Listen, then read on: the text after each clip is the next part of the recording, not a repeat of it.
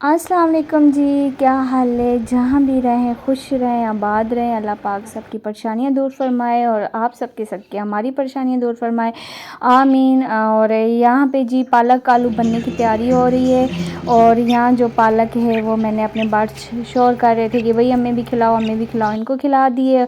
और जो पालक को मैंने साफ़ करके और मेथी को काट लिया है, और जो एक्स्ट्रा निकली है वो मैंने अपने बैल को खिला दिए। गाँव के ये छोटे मोटे काम होते हैं। अच्छा, फिर मैंने मटके का फ्रेश पानी लिया, और फ्रेश पानी लेने के बाद मैंने पालक मेथी को और जो मैंने चीज़ें इस्तेमाल करनी थी उनको अच्छी तरह से धो लिया। आपको पता है इसमें काफ़ी सारी मिट्टी होती है, खेतों से तोड़ी जाती है।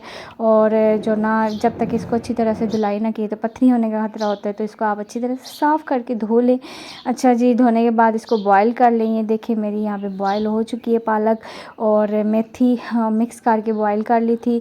फिर 2-3 प्याज ले लीजिए, जितना आपका देखिए जितने आप बना रहे हैं पालक आलू, उस हिसाब से आप अपना जो ना सामान ले सकते हैं।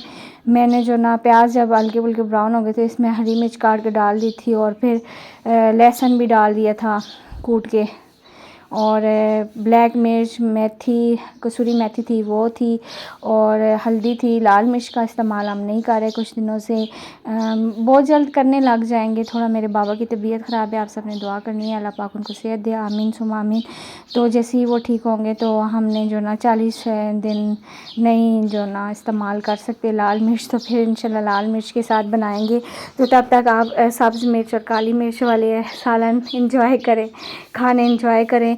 तो ये देखिए आलू मसाला हमारा बन के तैयार हो गया था, और फिर मैंने आलू डाल के बुनाई कर ली। फिर गलने के लिए थोड़ा सा पानी डाल दिया, क्योंकि मेथी और पालक तो ऑलरेडी बॉयल है, गली हुई है।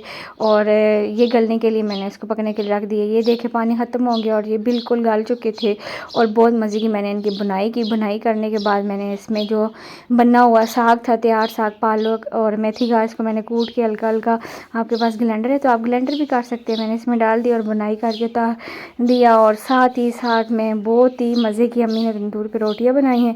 यहाँ पे हमारी रोटियां बन के तैयार थी। मैंने एक शूट इसका भी ले लिया आपको दिखाने के लिए, क्योंकि फिर जब जो चीज़ खाई जाए मज़ा भी उसका आता है। और यहाँ मेरी अभी सांस फूल चुकी है रिकॉर्डिंग करते करते। और ये बहुत मज़े की जो ना सालन बना था, और दिन था रोटी का, और दोपहर का टाइम था, और बहुत यम्मी यम्मी था, साथ चटनी बनी हुई थी।